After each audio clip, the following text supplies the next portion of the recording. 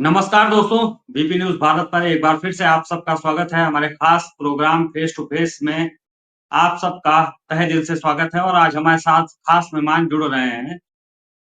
Uttar Pradesh association of community health officers के प्रदेश अध्यक्ष हिमालय कुमार जी, हमारे खास प्रोग्राम में हिमालय कुमार जी आज जुड़ रहे हैं और कम्युनिटी हेल्थ से जुड़ी हुई तमाम जो सेवाएँ हैं और कम्युनिटी हेल्थ ऑफिसर्स की जो तमाम समस्याएँ हैं, आज हम उन पर बात करेंगे। हिमालय कुमार जी को समझने की कोशिश करेंगे और उनकी जो तमाम माँगे हैं, चूँकि पिछले कुछ दिनों पहले ही कम्युनिटी हेल्थ ऑफिसर्स ने धरना प्रदर्शन भी किया था और एक स्वस्थ समाज की, एक स्वस्थ देश की रीढ़ की हड्डी होते हैं कम्युनिटी हेल्थ ऑफिसर्स। तो ऐसे में हम सीधे चलेंगे हिमालय कुमार जी के पास और फिर आगे की चर्चा को हम जारी करेंगे।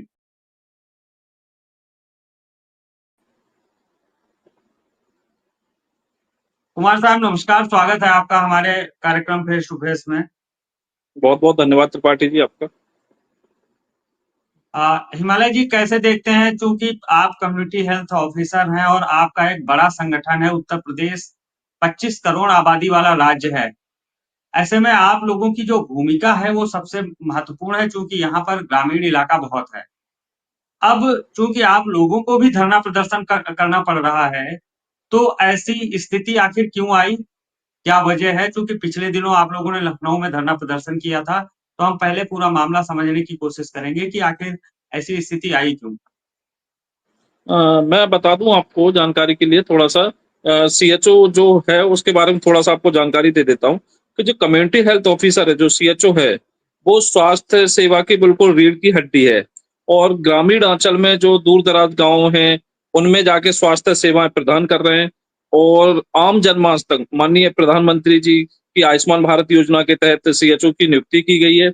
और पूरे भारतवर्ष में लगभग 1 लाख से अधिक सीएचओ कार्यरत है। उसमें अपने उत्तर प्रदेश में लगभग 17,000 सीएचओ कार्यरत हैं। और इसका जो उद्देश्य था सीएचओ को लाने का स्वास्थ्य क्षेत्र में वो ये था कि जो हमारा ग्रामीण क्षेत्र में जो आम जनमानस है उस तक स्वास्थ्य बेहतर स्वास्थ्य सुविधाएं नहीं पहुंच पाती थी। उन्हीं सेवाओं को बेहतर और सुचारू रूप से चलाने के लिए और प्रत्येक जन जन तक ग्रामीण अंचल में स्वास्थ्य सेवाएं पहुंचाने के लिए सीएचओ को लाया गया। और सीएचओ उस पर खरा भी उतर रहा है। हिमालय कुमार जी, आप लोग धरना प्रदर्शन अभी कर रहे थे पिछले दिनों, क्या मिशन निदेशक से मुलाकात आप लोगों की हुई थी? प्रमुख मांगे आप लोगों की क्या थी और बातचीत में क्या हुआ? जी। हम लोगों ने पिछले लगभग इसी महीने से अगस्त महीने में ही धरना प्रदर्शन किया था। 28 अगस्त से किया था जो 2 सितंबर तक चला था। वो अनिश्चितकालीन धरना था। जो संगठन की जो प्रमुख मांगे थी वो इनको लेके थी कि जो हमारा सीएचओ है वो एनएचएम में लगभग एनएचएम के अंतर्गत आता है। और एनएचएम में नेशनल हेल्थ मिशन राष्ट्रीय स्वास्थ्य मिशन है उसमें लगभग 1 लाख करीब संविदा कर्मचारी हैं। और उस 1 लाख में सिर्फ एक डिजिटल अटेंडेंस का एक एप्लीकेशन आता है वो भी सिर्फ सीएचओ के लिए। तो ये कहीं ना कहीं दोषपूर्ण था।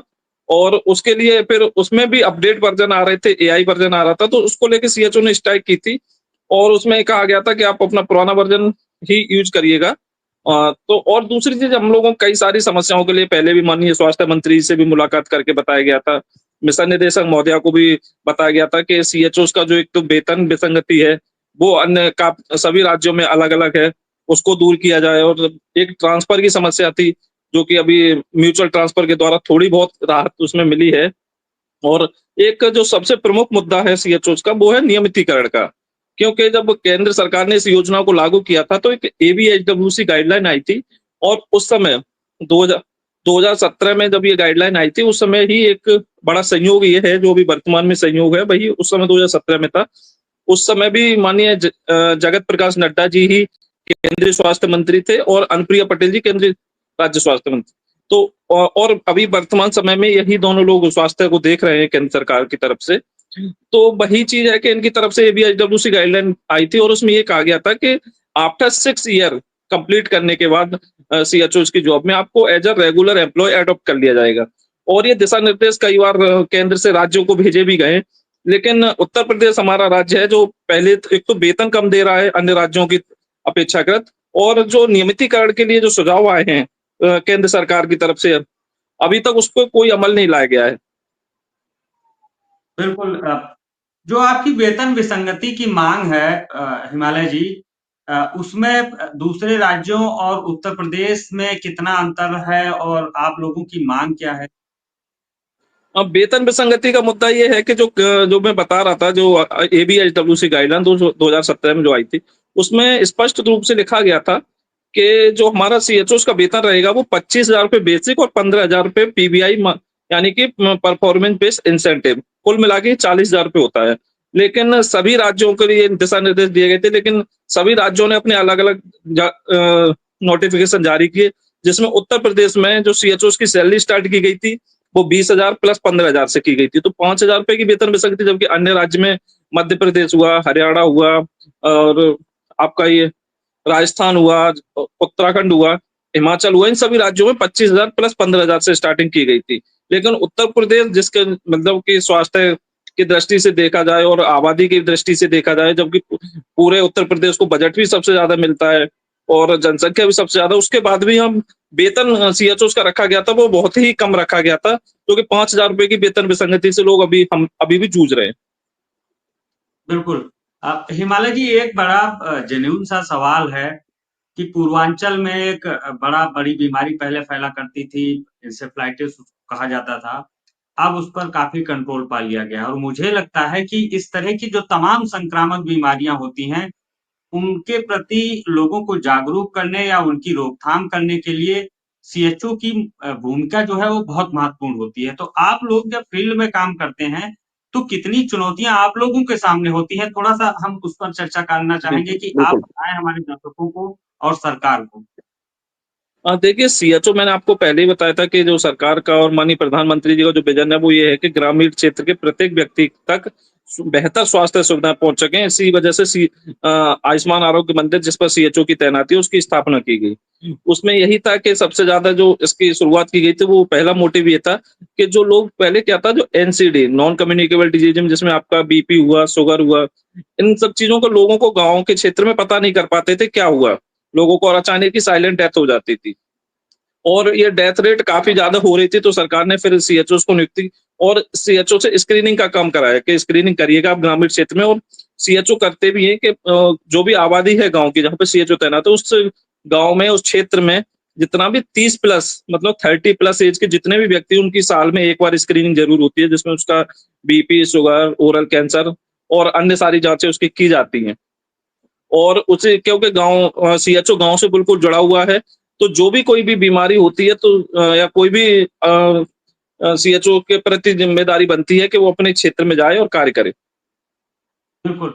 अब एक और हम आम आदमी के लिए एक सवाल आम आदमी की तरफ से पूछना चाहेंगे कि गाँव के लोग जो नहीं जानते हैं इस सेवा के बारे में या सुविधा के बारे में, अगर वो किसी गाँव के लोग सीएचओ से संपर्क करना चाहते हैं, तो वो कैसे संपर्क करेंगे? कैसे अपनी जाँच कराएँगे? मान लिया किसी गाँव में अगर सीएचओ नहीं पहुँच पा रहे हैं, तो वहाँ के लोग क्या करें? देखिए, सीएचओ मैंने बताया ना, ग्रामीण क्षेत्र में अपनी स्वास्थ्य सेवाएँ दे रहे हैं। जैसे कि आपने देखा होगा, स्वास्थ्य उपकेंद्र हुआ करते थे, जिसपे एएनएम सेंटर जिसको बोलते थे लोग। तो उसी एएनएम सेंटर को मॉडिफाइड कर दिया गया है, किया गया था हेल्थ एंड वेलनेस सेंटर में। अब उसका उसका भी नाम परिवर्तित कर दिया गया है हेल्थ वेलनेस सेंटर का, अब उसको आयुष्मान आरोग्य मंदिर कर दिया गया है। तो ये आयुष्मान आरोग्य मंदिर, जैसे कि सरकार का टारगेट है माननीय प्रधानमंत्री जी का, कि इसको हर एक स्वास्थ्य उपकेंद्र आयुष्मान आरोग्य मंदिर परिवर्तित करना, और लगभग मुझे लग रहा है कि 50% से ज़्यादा आयुष्मान आरोग्य मंदिर में परिवर्तित हो भी चुके हैं।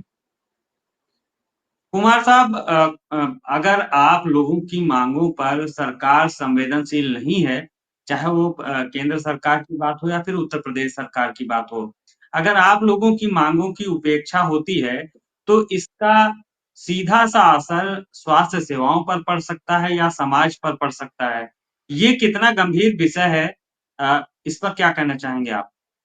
देखिए, ये बहुत गंभीर विषय है। देखिए, जो स्वास्थ्य के क्षेत्र में सीएचओ कार्य कर रहा है, वो बिल्कुल आम जनमानस को अच्छी स्वास्थ्य सुविधाएं दे रहा है। तो सरकार की भी ये जिम्मेदारी बनती है कि जो उनसे वादे किए गए हैं, जो उनकी गाइडलाइन है, उनका पालन उनके अधिकारियों द्वारा कराया जाए। और जो सीएचओ को समस्याएं आ रही हैं, क्योंकि जब सीएचओ स्वास्थ्य विभाग की रीढ़ की हड्डी है और प्रत्येक जनमानस तक पहुंचा रहे हैं स्वास्थ्य सेवाएं, तो सरकार का भी फर्ज बनता है कि वो भी अपने कर्मचारी को किसी भी हालत में नहीं छोड़े और उनकी जो जायज मांगे हैं उनको पूरा करे। अच्छा, इस मौसम में अब मानसून सीज़न चल रहा है, इस मौसम में आप लोगों की जो भूमिका है, आप लोग किस तरह से कार्य कर रहे हैं और कैसे ग्रामीण क्षेत्रों में ख़ास तौर पर जो तराई वाले इलाके होते हैं, वहाँ पर कितनी दिक्कतें होती हैं? जैसा कि अभी देखिएगा बड़ी बाढ़ का समय भी काफ़ी चल रहा है। तो जैसा कि पता मैं बार-बार आपको ज़िक्र कर रहा हूँ कि ग्रामीण क्षेत्र में, तो हमारे बहुत से सीएचओ साथी ऐसे हैं जिनकी ग्रामीण क्षेत्र में जिनको आयुष्मान आरोग्य मंदिरों पर तैनाती है और बाढ़-ग्रस्त क्षेत्रों में उनकी तैनाती है। तो इस समय भी वो कहीं नावों से जाके या कहीं किसी से भी पहुँच के या अपना पानी में मतलब पानी में घुसते हुए जाके पार करते स्वास्थ्य सेवाएँ दे रहे हो, ग्रामीण स्वास्थ्य को और अच्छा बनाने की कोशिश कर रहे हैं।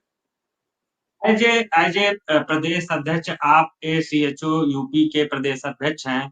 आपने बताया 17-18 हज़ार यहाँ पर सीएचओ हैं यूपी में, तो सबका नेतृत्व आप कर रहे हैं। तो ऐसे में आप कैसे मॉनिटरिंग करते हैं कि जहाँ-जहाँ ऐसे इलाके हैं जहाँ बाढ़ है या जहाँ ज़्यादा गर्मी है, ज़्यादा मौसम खराब है, वहाँ पर लोगों को कैसे आप करते हैं और उनको सेवाएँ प्रदान करने में सुविधा प्रदान करवाते हैं? देखिए, सबसे पहले प्राथमिकता तो सरकार की प्राथमिकता है कि वो अपने ग्रामीण अंचलों का वो कर लेकिन हमारे संगठन का दायित्व ये है कि हमारा जो जहाँ-जहाँ जिले में कार्यकारिणी है, हमारी लगभग 70 जिलों प्रदेश के 75 जिलों में से 70 जिलों में कार्यकारिणी है, तो जैसे ही कोई भी विषम परिस्थिति हमारे प्रदेश के ऊपर आती है, कभी कोई विषम समय आता है, तो सख्त निर्देश दिए जाते हैं, सभी जिलाध्यक्ष, जिला महामंत्रियों को वो अपने ग्रामीण जितनी भी स्वास्थ्य सुविधाओं उनको सुदृढ़ रूप से चलाएँ और जहाँ किसी भी प्रकार की कोई भी मदद करने की जो आवश्यकता होती है, तो उसको प्रदेश नेतृत्व उसको पूरा करता है। बिल्कुल। आखिरी सवाल है हिमालय कुमार जी आपसे, क्या माँग करना चाहेंगे आप केंद्र और राज्य सरकार से? इस इंटरव्यू में हम आपसे एक संदेश के रूप में, चाहे वो जनता के लिए आप संदेश के रूप में कहें या फिर सरकार के लिए, दोनों के रूप में आप क्या मैसेज देना चाहेंगे? देखिए, जनता के रूप में पहले मैं एक मैसेज देना चाहूँगा कि जो हमारा सीएचओ है, वो आपके क्षेत्र में बिल्कुल अपना हर चीज़ से अपना सारी चीज़ त्याग करके अपना जो पूरा समय दे रहा है, आपको बेहतर स्वास्थ्य सुविधाएँ दे रहा है, तो आप भी चाहेंगे कि उनको कोऑपरेट करिए। दूसरा मैं सरकार को संदेश यही देना चाहूँगा कि सरकार ने जो वादे किए हैं सीएचओस के साथ और आप और इसकी सीएचओ की जो तारीफ़ है वो केंद्र सरकार, राज्य सरकार कई बार कर भी चुकी है। माननीय जेपी नड्डा जी भी राज्यसभा में कह चुके हैं और अपने माननीय ब्रजेश पाठक जी स्वास्थ्य मंत्री भी कई बार तारीफ़ कर चुके हैं सीएचओस की। तो मैं चाहूँगा कि हमारा जो नियमितीकरण की प्रमुख माँग है उसको पूरा किया जाए और उसके लिए सबसे पहले सीएचओ का कैडर बनाया जाए। कैडर बना के सीएचओ को उसके बाद फिर नियमित किया जाए। राज्य सरकार, केंद्र सरकार दोनों से यही माँग है कि केंद्र सरकार राज्य के लिए स्पष्ट गाइडलाइन दे। बिल्कुल मैं आपकी इन माँगों को ज़रूर कोशिश करूँगा कि हमारे इस स्पेशल प्रोग्राम के ज़रिए सरकार तक आपकी बात पहुँचे और जो जेन्युइन जायज़ माँगे हैं, उन पर ज़रूर सरकार को एक्शन लेना चाहिए, क्योंकि ये देश की और समाज की स्वास्थ्य सुविधा से जुड़ा हुआ बड़ा मुद्दा है। हिमालय कुमार जी, आप हमारे विशेष प्रोग्राम फेस टू फेस में आए, आपने समय दिया, बहुत शुक्रिया आपको, बहुत-बहुत थैंक यू। बहुत-बहुत धन्यवाद। हमारे साथ अभी आज के इस फेस टू फेस प्रोग्राम में जुड़े हुए थे हिमालय कुमार जी।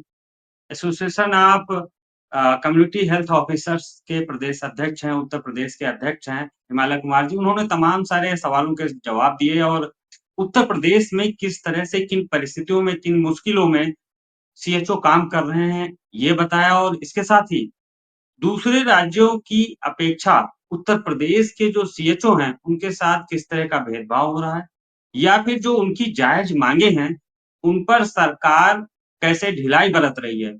ऐसे तमाम सारे सवालों के जवाब उन्होंने दिए।